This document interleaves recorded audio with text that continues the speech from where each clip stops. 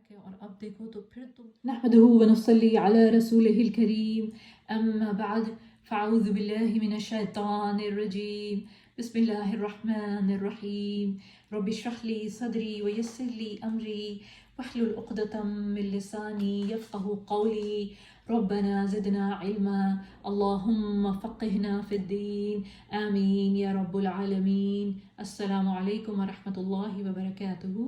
क्या हाल चाल है आप सबके? अल्लाह सुब्हान ताला से दुआ है कि हमें साथ खैरियत के रमज़ान से गुजारे और हमें हमारे अजर को महफूज कर ले, और जब हमें इंशाअल्लाह क़यामत के दिन रोज़े महशर जब हम परेशान हों तो हमें इत्मीनान बख्श दे हमारे अमाल के थ्रू। आमीन या रब्बुल आलमीन।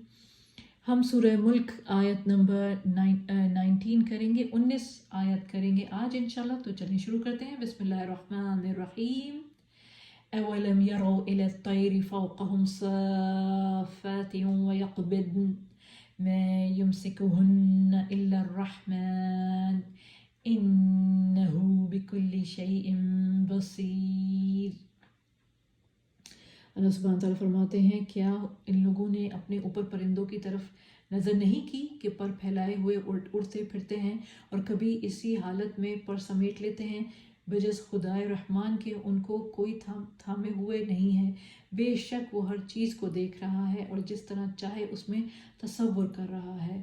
हाँ, रहमान के सिवा कौन है जो इनको उड़ने की तौफीक दे। सुभान अल्लाह।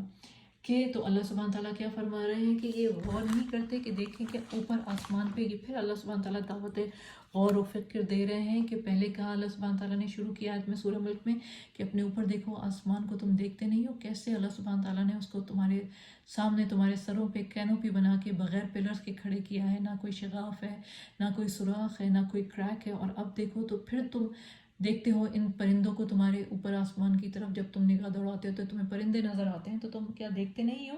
यानी एक एक परिंदा जो हवा में उड़ा है, खुदाए रहमान की हिफाजत में उड़ा है, उसी ने हर परिंदे को वो साख्त अता फरमाई है जिससे वो उड़ने के काबिल हुआ।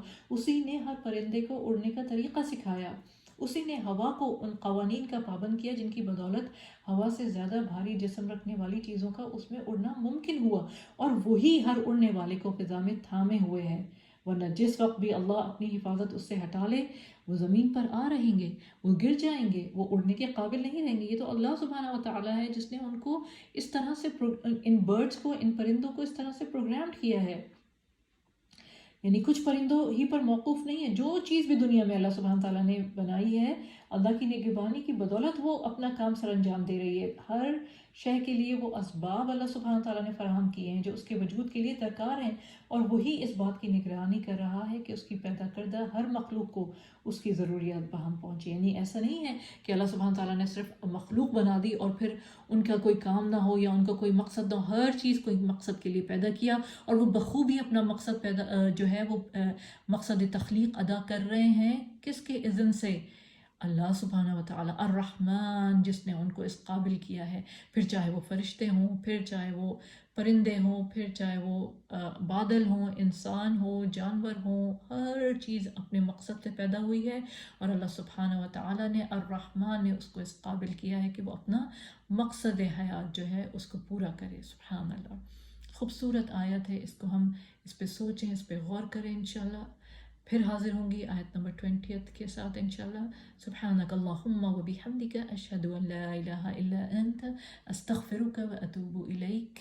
अस्सलामु अलैकुम व रहमतुल्लाहि व बरकातुहू।